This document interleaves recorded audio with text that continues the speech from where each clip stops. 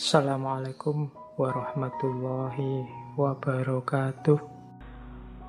Oke, nah untuk bentuk konkret pengendalian dirinya apa? Semangat hidup yang asketis. Namanya, kalau bahasa Jawa namanya tirakat. Kalau agama namanya puasa. Puasa tidak cuma puasa makanan. Puasa itu tidak mengambil, tidak melakukan apa yang kamu sukai, padahal kamu mampu untuk mengambil, untuk melakukannya demi tujuan jangka panjang. Itu puasa, itu tirakat. Kalau ada orang kok melekan tahajud misalnya malam hari sekian puluh, sekian ratus rakaat, itu bukan berarti dia tidak bisa tidur. Bisa tidur, tapi dia milih tahajud. Itu namanya tirakat. Kalau Ramadan itu kan kamu tirakat, kamu puasa. Bukan berarti kamu tidak punya uang untuk beli makan. Punya, tapi kamu milih puasa, milih tidak makan. Itu namanya tirakat. Tirakat ini tujuannya apa? Melatih jiwa. Yang utama apa? Biar kita tidak tidak tergantung oleh yang di luar diri. Kita kan punya rumus, misalnya makan itu ya sehari 3 kali. Apapun yang terjadi pokoknya sehari 3 kali. Oh, itu kan kita akhirnya jadi tergantung. Kadang-kadang masih kenyang juga tetap makan. Loh, kamu tadi baru nyemil banyak. Enggak, Pak, sekarang sudah waktunya makan. Jadi makannya sekarang karena waktu. Ada aturan yang menggantungmu. Atau kadang-kadang mungkin belum waktunya makan, tapi kamu sudah lapar, tapi ini belum waktunya kok. Padahal ya kamu bisa makan, tapi kamu tunggu sampai jam 1.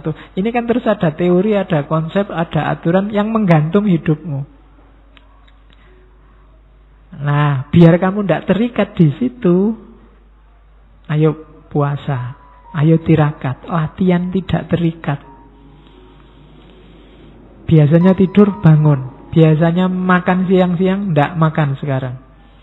Biasanya ngobrol sama teman, latihan zikir, latihan wiritan. Itu namanya tirakat.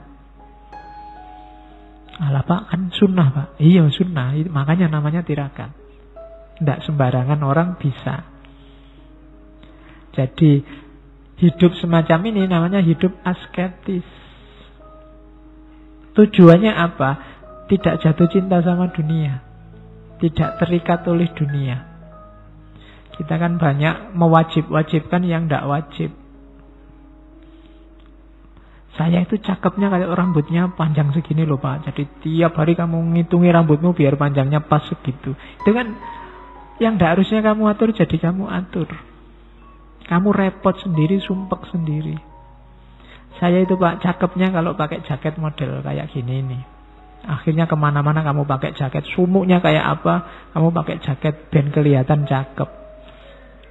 Nah, itu namanya terikat. Kalau ndak ini ndak, Pak. Kalau nggak aliran itu saya ndak. Kalau nggak itu ndak. Sumber dari semua problem, banyak problem hari ini itu keterikatan-keterikatan kita. Dalam hidup kita sering kadang-kadang mengikatkan diri dalam hal yang seharusnya kita nggak terikat di situ. Hanya nuruti emosi, ambisi. Yo, tiba-tiba saja kok aku masuk grupnya pro Jokowi apa anti Jokowi ya. Hubungannya apa aku sama Jokowi? Tapi kok tiba-tiba aku ada di situ, kamu sendiri mengikatkan dirimu di situ.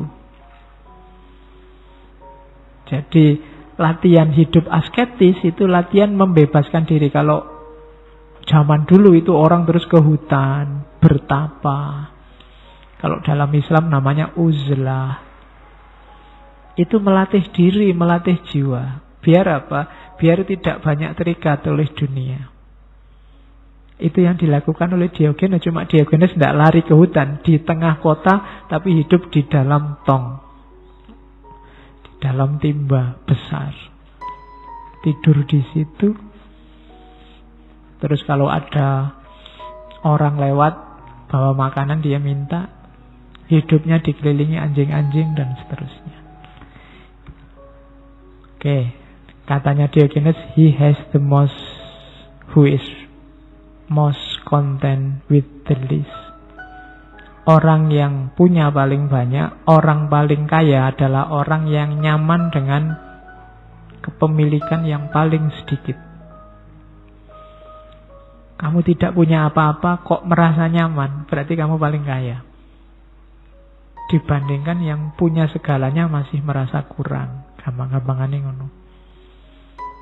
Jadi, kalau kamu ingin jadi orang kaya, ndak usah merancang besok ingin ngelamar kerja di mana. Latihlah mentalmu untuk bisa menerima yang sedikit. Bersyukur dengan minimal yang kamu miliki hari ini. Saat ini juga kamu jadi orang kaya. Ndak usah nunggu besok. Kesuwen. Kamu ngerancang-ngerancang ngelamar kemana-mana, nanti ndak diterima, terus nangis, stres, sumpek. Kalau sekedar ingin kaya tujuanmu. Kaya itu kan tidak urusan kuantitas sebenarnya. Urusan orang merasa cukup dan merasa lebih. Maka katanya Diogenes, rumusnya makanya jangan keluar tapi ke dalam. Terimalah apapun kondisimu hari ini, maka kamu jadi orang kaya, sudah selesai. Oke. Itu tambahan rumus yang lain. Ada quote-quote-nya. It is the privilege of God to want nothing and of God-like man to want little. Jadi keistimewaan Tuhan, itu Tuhan tidak butuh apa-apa. Karena Tuhan yang menciptakan segalanya. Yang membuat Tuhan istimewa kan itu. Lam yalid wa lam yulad. Enggak terikat sama sekali oleh dunia. Tuhan tidak butuh apa-apa. Dan keistimewaan para God-like men, manusia yang seperti Tuhan, para wali adalah one little. Butuhnya sedikit saja. Itu yang membuat mereka istimewa. Ada sindirannya, wong dia orang sinis, nek ngomong kan ceplas-ceplos. In a rich man house there is no place to spit but his face. Di rumahnya orang kaya tidak ada tempat untuk meludah kecuali wajahnya. Ya. Oh itu ya kamu rumuskan sendiri ya tafsirnya. Jadi orang kaya itu kan rumahnya bagus, barang-barangnya semua bagus. Mulai dari taman sampai dapur belakang itu kan kinclong semua. Jadi tidak ada tempat untuk meludah. Satu-satunya tempat meludah adalah wajahnya. Itu kalimatnya nyelekit untuk mengkritik kekayaan. Maka jangan jadi orang kaya.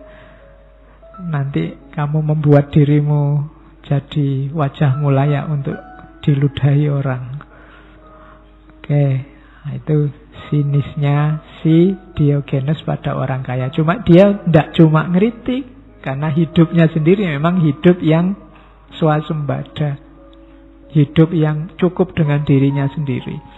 Kalau dia tidak hidup semacam itu, dia ngomong kayak gini, tidak ada orang percaya. Cuma karena dia hidupnya juga semacam itu, ketika dia ngomong semacam ini, ya orang percaya saja. Itu bedanya sama kita. Kalau kamu yang ngomong, wong duitmu akeh, kamu tiap hari berlebih-lebihan di macam-macam, kamu ngomong kayak gini, tidak ada tempat meludah di rumah orang kaya kecuali wajahnya. Ya, berarti wajahmu juga gitu. Orang ngomongnya bisa begitu. Jadi ini rumus dari Diogenes. Oke, untuk malam hari ini saya cukupkan sekian dulu. Mohon maaf kalau ada yang kurang berkenan, mungkin 1-2 kekurangan apa, mohon dimaklumi. Kalau ada kekhilafan, kealpaan yang teman-teman ngerti benernya seperti apa, ya silahkan disampaikan. Kurang lebihnya mohon maaf. Wallahul muwaffiq, wallahu a'lam bissawab. Wassalamualaikum warahmatullahi wabarakatuh.